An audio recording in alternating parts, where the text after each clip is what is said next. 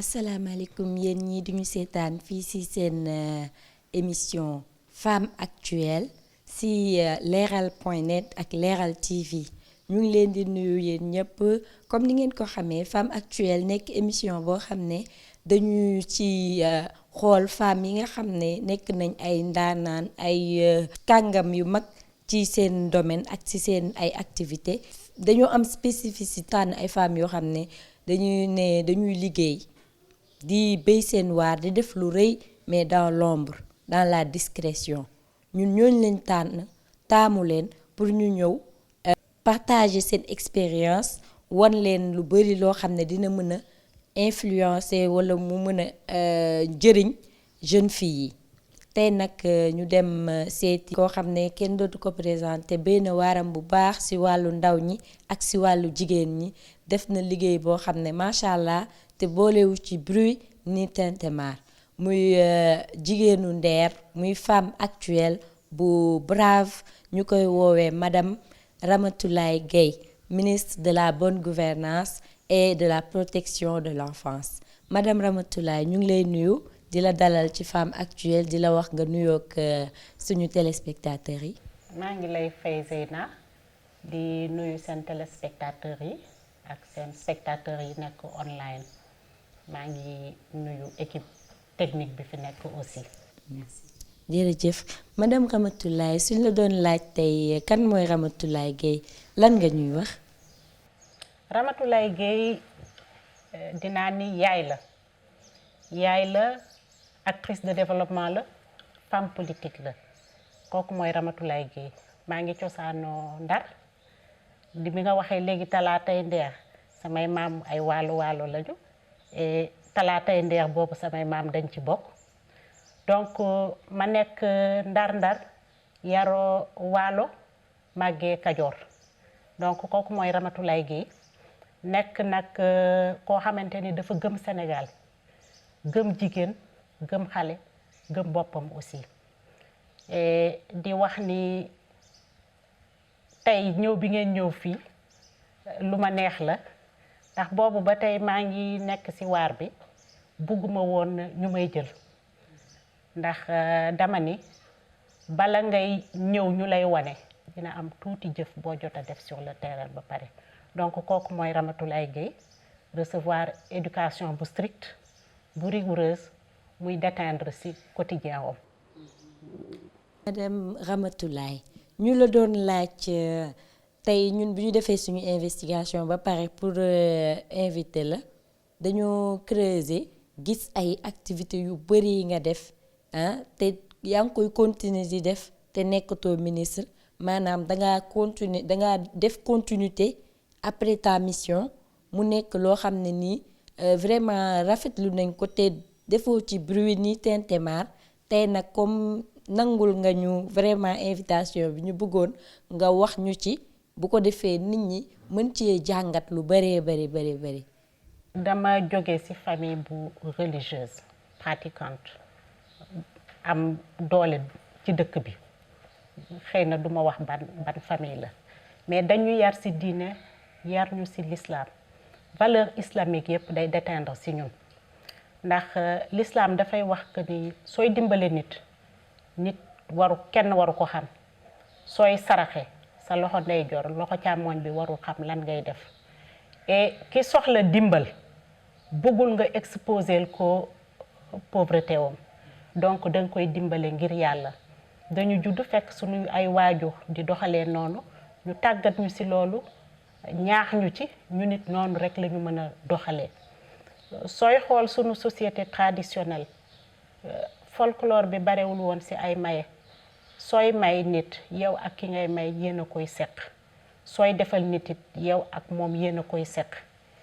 ki am bëgg-bëggam walla problème am ba ñëw soumettre la ko ngal la amal doyadi boo xamante ni soo ko koy réglé lit mu yam seen diggante donc noonu lañ ñu jàngal loolu la ñu xam moo tax noonu la ñuy doxee aussi. tey jërëjëfal ñu lay laaj si yenn action yi nga def ci wàllu jigéen ñi ndax mën nga ñu cee jox tuuti détail ñu déglu tuuti ñu xam. waaw damay yëngu ci jigéen ñi di yëngu ci ndaw yi ndax jigéen daf ma soxal ndaw daf ma soxal jigéen nag mënoo ko dimbale te rendre loo ko autonome moom la ñuy wax autonomisation des femmes il faut mu mënal boppam mën régleel boppam ay problème am pour mën a féex naat ci biir famille bi pour mu mën a toppatoo doomam aussi il faut xelam dal pour xelam dal problème primaire yi daf ko war a régler ba pare muy dund bi jox doomam yi ñu lekk faj ay doomam jéem a def kemtulaay kàttanam pour li ñu soxla ci école bi mu defal leen ko donc loolu moo tax bi ma nekkee ministre de la bonne gouvernance et de la protection de l'enfance dama jëloon sama cible première moo doon ndaw yi ndax dama ni ndaw li nga jëmbat ci moom ngay récolter ëllëg donc ci ministère bi dañu choisiroon ndaw yi di leen defal ay formation bonne gouvernance di leen defal formation aussi protection de l'enfance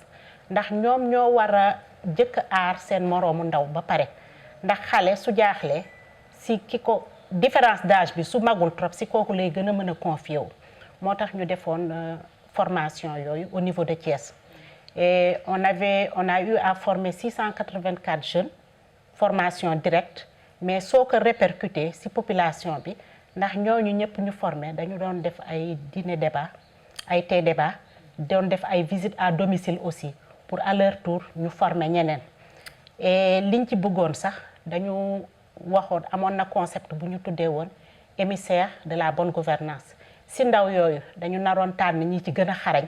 pour ñu nekk ay formateurs di dem di vendre la bonne gouvernance si seen ay moroomu ndaw si seen ay yaay ak lépp mais loolu jotul sotti mais si ndaw yooyu man bi ma génnee si gouvernement bi dama ci tànn sama ay émissaires et ñu bëri ñoo ma accompagner sur le plan politique ndax dama ne nit doo ko woon ne ko kaay jàppale ma si politique danga koy wan loo xamante ni dal na xelam et moom si boppam mooy ñëw adhérer si sa cause su xamee li ngay def donc noonu laa def ba am naa jeunes yu bëri au niveau de Thiès et ni ma defee noonu formation bonne gouvernance si jeunes yi bi élection yi jegesee dama ne naa ci boole beneen formation pour la prévention contre les violences électorales ndax dama leen bëggoon tàggat ba ëllëg suñ leen woowee si naka sudul noonu suñ leen woowee si violence ñu bañ ci wuyu loolu moo tax sax su ngeen seetloo élection yi violence barewul Thiès mën naa ni sax amu fa te Thiès dafa nekk benn zone boo xamante ni nit ñi seen yaram dafa tàng seen deret dafa tàng mais ren alhamdulilah jéem nañu régler situation mi en amont ba loolu yëpp amu fa di ko rafetlu loolu yëpp et di ci gërëm président Macky Sall ndax su ma joxul woon poste boobu ba mën a servir la nation duma ko ci mën a def loolu pàccu ndaw yi la si côté femmes yi aussi dama gis ni jigéen dafa sonn si biir këram ñi ci bëre amuñu métier loolu mooy seen problème mën nañu togg mën nañu toppatoo kër mais amuñu lu ñu mën a daan seen doole bi may dem di def porte à porte si campagne électorale bi ma gis ni ñu bëre amuñu formation ñu bëre dañu ni woon ñoom suñu amoon sax métier bu ndaw bu ñu jëriñoo dina baax si ñoom ma ne nag kon man foofu laay jël sama effort yépp concentré ko su tabaski jotoon wala korité ñu may laaj ay soble wala lu ñu jënd dama leen di wax déedéet duma ko def ndax man duma jox nit xaalis dignité nit ki da waruloo ko bafouer en fait ma ni jigéen war na jomb di tàllal loxoom ndax ñaar jigéen la d'abord beneen bi yaay la doom yi dañuy copier ci moom donc loolu moo taxoon ma ni leen déggandiku leen ñu bëri gedd nañu dem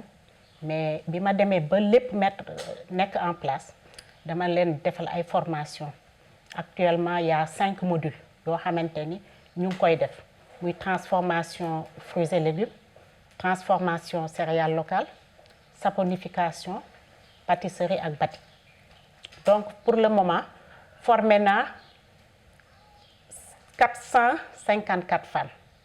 waaw 224 yi jot nañ leen jox seen diplôme ndax formation boobu du formation benn fan du ñaari fan femmes yi dañuy def au moins 40 heures de formation su ñu defee 40 heures de formation yooyu formatrices yi évaluer leen sur place ñu dellu seen gox ñii dañu ne bokk ci association ñii bokk ci GIE ñeneen ñi nekk ay individuel mais ñuy favoriser woon mooy ñi bokk ci association wala GIE. donc suñu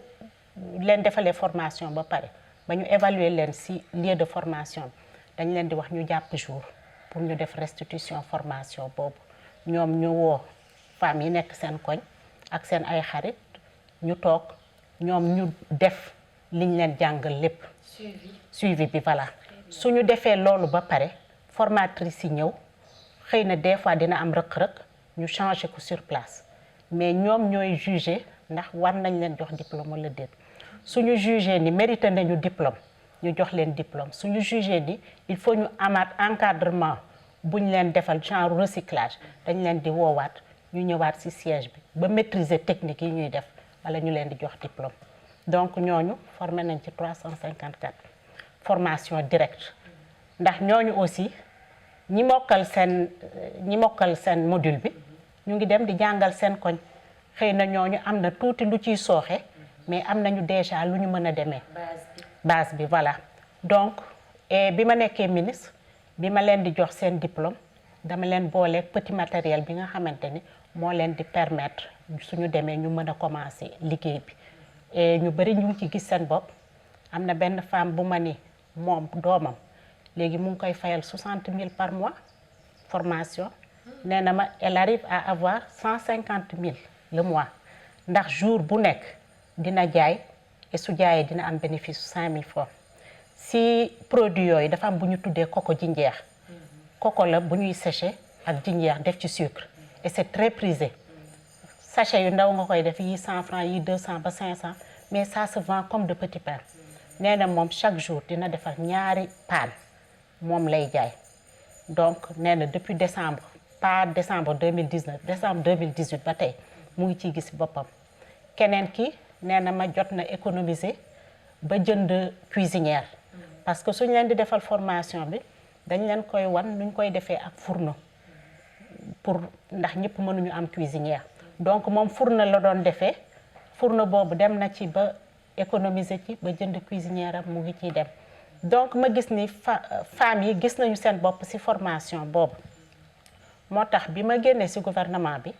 ma ne du ma tas seen yaakaar et comme yàlla mooy sotti lépp damay demal sama bopp ma continuer di demal sama bopp boobu ba tey nag yàlla moom may suturaal de temps en temps dina am tuuti tolof-tolof mais daf ñuy jàppaat ñu yëkkati ko waat mu jàppale ñu. femmes yi daal gis naa ni gis nañ ci seen bopp ba man amatuma courage arrêter et je n'ai même pas le devoir dama leen di accompagner. bi loolu pare aussi dañu ni léegi ñoom dañuy former wu en association ut nañu seen logo ut nañu seen tur jëkkoon nañu def assemblée générale mais assemblée générale boobu tasaare wuñ ko woon ma ni leen nag nañu organiser pour femmes yi nga xamante ni former nañu leen ñoom ñëpp ñu nekk au courant ñu ñëw ñu defaat beneen association ñu defaat beneen assemblée générale. association boobu aar jaboot lañu ko tuddee formation bi nag c'était destiné aux femmes de Thiès mais yëf yi law na ba egg Oussouye donc bi mu eggee Oussouye roi Oussouye bi jot si wax reine bi mu contacté ñu ne ñu ndax mën nañu ko former ay femmes ma ni ko Thiès la doon yem mais comme pour femme la te man comme je suis ministre je n'ai pas le droit limiter formation bi Thiès ma ni ko yónnee leen ñu 5 femmes mu yónnee ñu 5 femmes ñu jógee Oussouye ñu ñëw ñu dalal leen jël leen en charge former leen ba mu leer ñu ni yaakaar nañ ni que ni mokkal nañu samedi bii la ñuy soog a dem retourner sur Oussouye donc dem nañu léegi suñu demee ba toog ba jàppandiku comme dañu nekk mois de carême su mois de carême bi passé léegi formatrices yi dinañ fa dem évaluer seen liggéey et on va en profiter mu nekk benn voyage d'étude aussi pour quelques groupements féminins yu nekk Thiès yu ñu formé woon donc président groupement yi dinañ ci sélectionner une dizaine ñu ànd ak formatrices yi sur place suñu demee ñu vérifier ni maîtriser nañu formation bi suñu maîtriser suñu ñëwee joxe seen ay notes ñu jox leen seen ay diplômes mais dina permettre aussi femmes yu groupement yi dem foofu échange ak ñoom ñu xool ci produits yi ñuy soxla nan la ñu mën a def ba ñu jàppalante pour mu yomb ci ku nekk donc loolu la ñu jot a def pour le moment. mën naa ni aussi côté daara yëngatu naa si maa ngi ci bay sama waar ndax dama di doomu daara donc man maa war a jëkk a jàppale daara am na daara yu bëri yu ñu jàppale au niveau de Thiès et pour bëggoon mu am transparence dama jaar ci fédération nationale des maîtres coraniques ne leen ñu tànn daara yi nga xamante ne du ñu yalwaan et yaakaar nañ ni que mën nañ leen tuddee daara donc ñoom ñoo defoon tri bi proposé ma ñu yóbbu leen ay ndimbal bi aussi biñ koy yóbbu dañu xaar ba timis passé borom daara yi yëguñu sax donc dañu dem bett leen yóbbu leen sunu asaka yéene et ñu apprécier woon ko bu baax a baax sur le plan aussi dimbal pour matériel de nettoiement et autres jotoon nañu dimbale ay jàkka yu nekk foofu ndax dañ ko soxla woon jot nañu dimbale aussi quelques écoles mais loolu yëpp dañ koy def sans les médias parce que comme li ma la wax rek dañu am gëm-gëm nit soo koy dimbale te yàlla tax ngay def doo ko fësal yàlla mooy fësal say jëf et yàlla jëf ya ñu doon def fësal na ko ndax man je n'ai pas cherché à ñëw vers yéen a defal seen bopp seen enquête ba ñëw waa usu it même chose ñoom ñoo déggal seen bopp ba ñëw vers man donc di ñaax sénégalais yi rek si lii ndax seul le travail paie et yàlla ku ko jox sa bopp mu nangu ko totalement donc di def folklore di def tapage def naa lii jaru ko nañu def yàlla dina fësal di ki exhorté nag sama mbokk politiciens yi d'abord ak sénégalais yi de façon générale ndax loolu mooy sunu valeur ñun loolu la ñu xamoon donc bu ñu jéegaani valeur u keneen nañu yam si ñun li ñu xam et yàlla mooy fayal boppam. donc madame Ramatoulaye ñu ngi lay jërëjëfal encore ci réponse boobu macha allah di la laaj sa gis-gis ci violence faite aux femmes. violence faite aux femmes defe naa ni ñun jigéen ñun ñoo ko war a jël en charge et ñun ñoo ko mën a jël en charge ndax waruñu nangu sunu moroomu jigéen ñu koy mettital et pour loolu yaakaar naa ni dañu war a def accent sur la sensibilisation di woo nit ñi di waxtaan ak ñoom di leen wax nan la ñu war a comporter woo suñu amee violence bu ñu subir fan la ñu war a dem et tout ça et loolu bokk na ci formation yi ñuy defal femmes yi ndax fu jigéen di dajaloo dafa am genre mentoring ku nekk da ngay am sa mentor koo xamante ni mën naa ni moom mooy nekk sa bàjjanu gox walla sa ndey walla boo xamante ni yow da ngay dem di confier wu ci moom ci yenn problème yi ngeen am ndax fuy jigéen di daje mu am ay mag am ay ndaw mag ñi dinañu mën a xelal un tant soit peu xale yi et loolu laay woo nit ñi aussi ñuy def sensibilisation di sensibiliser aussi parents yi ndax parents yu bari xamuñu dañu bàyyi wàcc suñu ànd moo tax ñu am problème yi yépp bu njëkk bàjjan yi ñu ngi ci kër yi nijaay yi ñu ngi ci kër gi ku nekk mu ngi seetlu xale bi suy xale bi di dem di ñëw dinañu xool attitude am lan moo changé ci moom et tout léegi nag ñun jigéen ñi ñoo bàyyi suñu kër libéré suñu njaboot amuñu temps waxtaan ak ñoom mais li may ñaaxaat rek mooy que ni ñu gën a bàyyi xel njaboot bi gën leen di leen seetlu gën leen di leen nemmiku ndax lu bëre dinañu ko mën di waxtaan suñu biir et dinañu mën a prévenir loolu aussi mais quand on parle de violence faite aux femmes am na violence boo xamante ni femmes yi seen bopp ñoom ñoo koy def seen moroomu femme da ngay nekk ci biir kër di sëy amuloo fa doom sa belle famille sonal la mënu fi jur utal keneen kuy indi donc yooyu yëpp dañu war a toogaat xoolaat ci loolu yëpp jigéen mu ngi sëy ci biir këram belle-sœuram yi mayuñu ko jàmm belle famille mayuñu ko jàmm en commençant ci goro bi soo jàppee ni yow ki ñëw bàyyi këram ñëw ci yow dafa war a fekk ci yaay ci biir kër gi dafa war a fekk ci ay sœur ci biir kër gi nga jàpp ko yow tam comme sa doom boole ko ci sa njaboot defe naa yenn problème yooyu yëpp dina mën a wàññi ko et di rafetlu aussi loi bi président qui promulgué ci cas de viol yi violence faite aux femmes criminalisation du viol ma koy rafetlu lool mais il est bien de criminaliser d'apporter des sanctions négatives si ki ko def mais nañuy bàyyi xel aussi ki ñu ko def ndax day yàq àddinaam benn viol bu ñu def te jëluñu en charge xale bi psychologue accompagné wu ko ba mu dem ba étape boobu mu passé ko mën na ko indil ay jeexital yu bëri si futur am si même carrière professionnelle am ba si ménage am aussi donc nañuy gën a bàyyi xel foofu aussi et di déglu jigéen ñi di déglu ndaw yi violence bi aussi duma ko tudd te tudduma violence faite aux enfants abus yi maltraitance yi ak yëpp ndax si laa doon yëngatu fu ñu waxee femme waruñu fa bàyyi jeune ndax bu xale moo gën a metti ndax ki ñu ni femme la xëy na am na mag na tuuti am na lu mu mënal boppam mais ki nga xamante ni xale la dañ ko war a protéger nañ ko bàyyi xel bu baax a baax si lu bëri.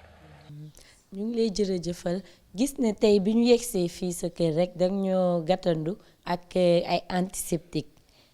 loolu nag yóbbu suñu xel ci coronavirus bi ñu lay laaj tey booy conseiller say moroom jigéen ñi nekk ci kër yi lan nga leen di conseiller pour ñu fàggandiku ci feebar bi tey.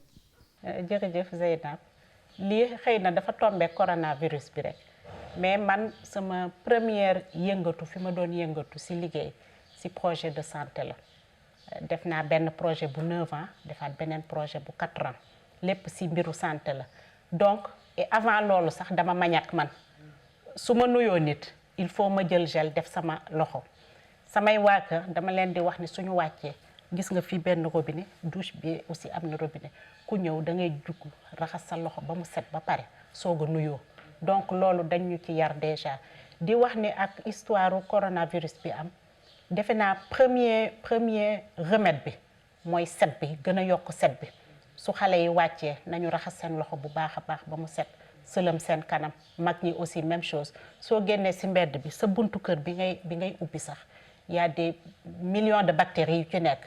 et foofu lu bëri ñun dañ fa xaw a sàggan set bi defe nañ ni si yaram la nañu sangu ba set nañu togg bu set mais du loolu y a des gestes yoo xamante ni dafa war a nekk loo xamante ni lu élémentaire la mais ñu koy cultiver si xale yi bu baax a baax a baax suñu wàccee école suñu génnee toilette suñu nuyoo nit yooyu yëpp nañu raxasu ba set gel bi moom xëy na dafa gën a pratique rek moo tax ma jox leen gel bi mais su ma mënee wax nit ki dugal nga raxasu dinaa ko wax et c'est tout le temps comme ça su ma la ruusee ba joxuma la gel sax man soo ma nuyoo ba pare su ma la installé dinaa dem raxas sama loxo wala ma jël gel bi diw sama loxo donc nañu am réflexe yooyu et même boisson suñ ko jëndee ci boutique bi nañ ko raxas ba mu set muy meew muy sardine yooyu yëpp dañu war a raxas ba mu set ba pare bala ñu koy utiliser donc defe naa ni suñu renforcer set bi loolu dinañu ci dimbale bu baax a baax et mu nekk réflexe de tous les jours. ñu lay jërëjëfal léegi ñu lay laaj benn question boo xam ne nag dañ koy laaj chaque femme actuelle mooy yow sa position sa gis-gis ci féminisme mouvement féminisme yi tur boobu slogan boobu ñuy drainer yow lan nga ci gis ak lan nga ciy conseiller les jeunes filles. man de gëmuma féminisme ndax ci biir société ku nekk da nga am sa place ñun suñu culture góor dafa am place am jigéen am place am lu may nekk ministre su ma wàccee may taaj sama añ weekend may toggal sama bopp dugg ci waañ bi toggal sama bopp pour mën a lekk li ma bëgg servir sama jëkkër donc féminisme man je suis foncièrement contre ci concept buñ ko wax mais su fekkee nag féminisme mooy défendre les droits de la femme promouvoir en fait les valeurs féminines je suis féministe mais niñ koy jox léegi d'accorduma ak ñoom mën naa ni diggante góor ak jigéen complémentarité moo ci war a am góor dafa am des rôles qui lui sont dévolus jigéen am des rôles qui lui sont dévolus l'islam sax noonu la ko tëddee bien que fu mu tuddee góor tudd fa jigéen soo seetee saar bu nekk su ne muuminiina muuminaati la ciy teg pour def la part des choses góor mënul nekk jigéen jigéen mënul nekk góor léegi nag problème bi mooy que sunu culture la ñu bàyyi ba tey ndax su fekkoon li ñuy sunu maam di jàngal ndax ñun bi ñu nekkee xale dañu naan place su jigéen ci kër gi la doo di nga génn jàngi mais di dem di wuti ay xarit ci mbedd bi doonul woon am sa biir kër dinañ la occuper ba yow doo tal génn ci biti. Donc nañu dellu suñuy valeur et bañ nangu tubaab yi di ñu dugal ci yenn émancipation de la femme musulmane est émancipée. Féminisme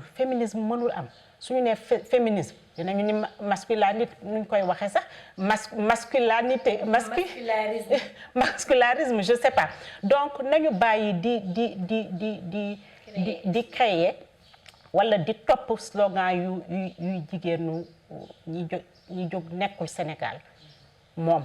ñun dañu am suñu culture nañu ancré wu suñu culture seet lépp lu positif ñu jël ko li nga xamante ni négatif la progressivement ñu koy bàyyi. Donc pour man féminisme mënul am góor dafa am rôle am ci société jigéen am rôle am ci société et rôle yooyu ku nekk nañ ko bàyyi fa mu nekk. jërëjëf léegi ñu lay laaj tey femme actuelle yi nekk ci dëkk bi tey yëpp jeune fille yi yëpp ban conseil tey ban ñaari kàddu yoo xam ne rek mën nga leen ko jox pour renforcer seen engagement ak seen ay gis-gis ba mu méngoog suñu jamono méngoog tamit suñu culture. li ma leen di jëkk a wax mooy nañu ancré wu seen valeur et nañu gëm seen bopp. gëm sa bopp soo ko defee defe naa ni lépp dina la ci fekk ndax di nga xam yow yaay kan di nga xam fan nga soqi ko di nga xam lan nga war a jomb ak lan nga war a def. Donc soo nekkee ci société waruloo nangu mujj bokk ci ñu mujj ñi da ngay bokk ci ñu jiitu mais bala ngay bokk ci ñu jiitu da ngay xam charte bi ñu tëral ci société boobu. Donc nañu dellu suñu cosaan xool suñu cosaan jigéen lan la fa doon def jigéen mooy kan ban place lañ ko jox ak lan la war a def ndax jigéen bu nekk Ismaïla Lo dafa naan toutes les femmes sont des reines. jigéen bu nekk buur nga mais buur nag du slogan rek comportement la am buur da ngay jombal sa bopp yenn yi sa wax du bare sa jëf mooy ëpp. Donc nañu copier ci ñooñu et mën nañu jël Aline Sitoé Diatta mën nañu jël waa reenu talaatay ndeer yi ak am nañu exemple yu bëree bëri. Donc nañu gën a xam suñu cosaan di ko gëstu di laaj état bi aussi mu ñaax aussi élèves yi ci loolu au lieu ñu ñuy jàngal ay maamu jàmbur ngir yàlla nañ ñu jàngal suñuy maam wax ñu suñuy valeur maam ñu mën a xam ñun ñooy kan fier ci lu ñu nekk loolu laa amoon lu may wax.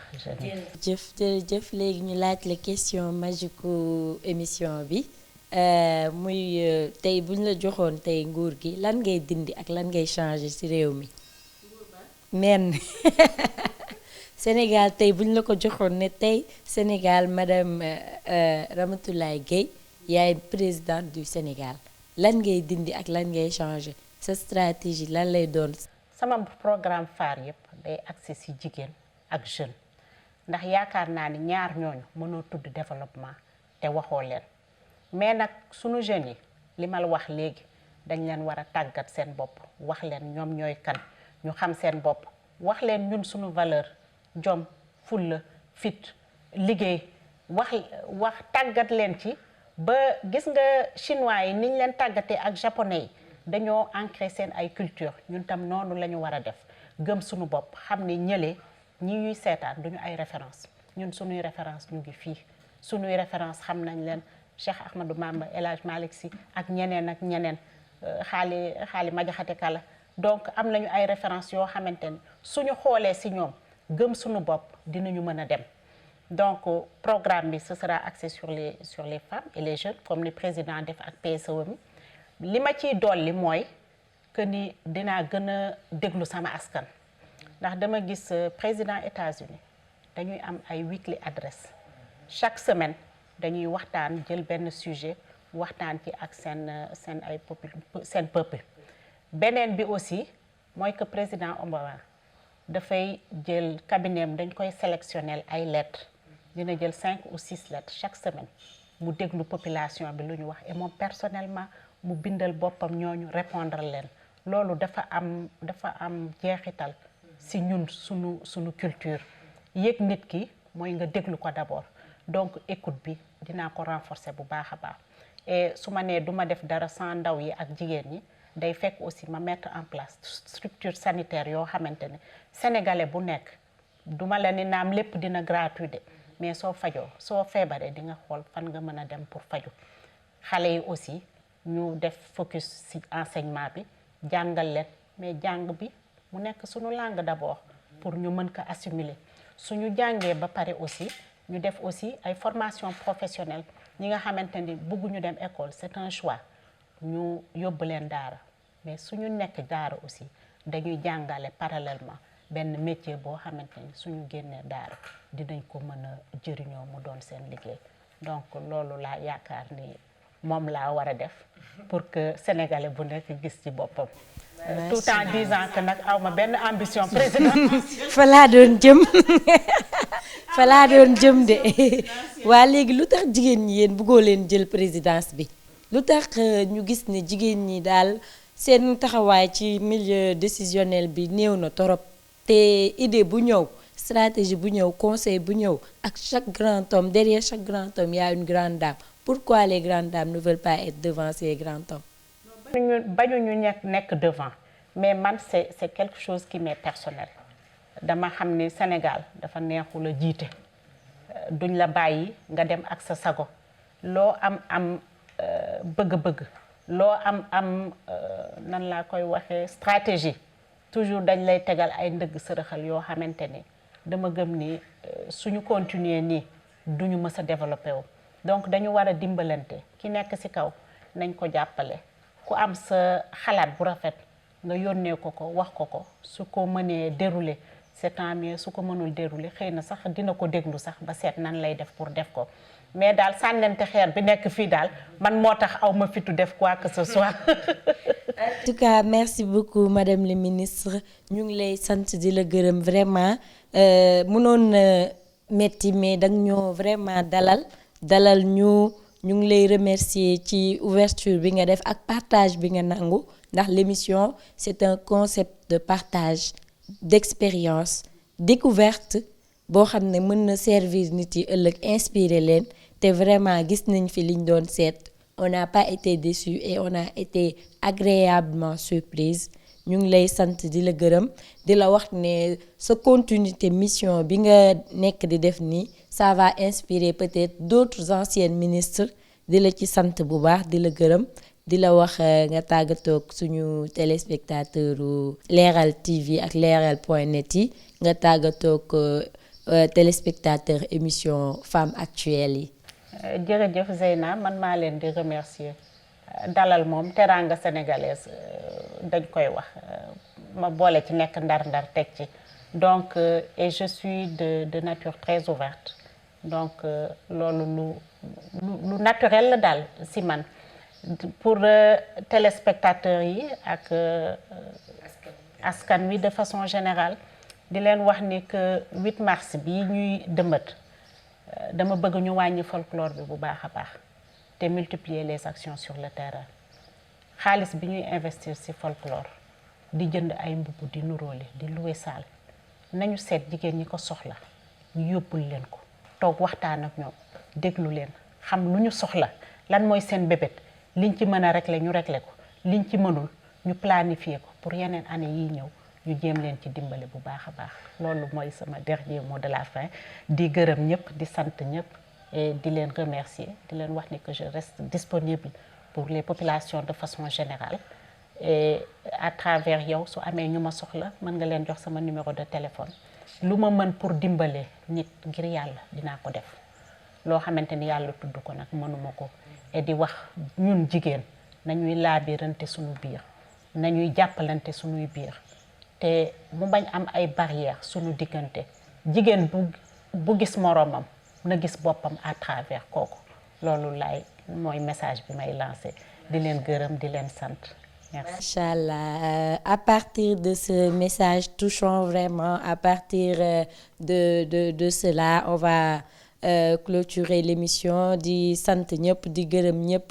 di sant sama équipe bi machallah des jeunes disponibles professionnels et qui ont l'oreille et qui tendent vers la perfection di sant di gërëm Thiaré Mountakha nga xam ne nii fu ñu dem mu ñuy gunge di ñu teg ci yoon di ñu accompagner di sant population bi yëpp ak ñëpp ñi nga xam ne nii ñoo ngi inspiré à devenir des femmes comme Aline Sitoé Diatta, Mame Diarra Bousso, comme les femmes de Nder, comme toutes les valeureuses du Sénégal. ñu ngi leen di jox dig daje ci beneen émission Femme Actuelle jërë ngeen jëf.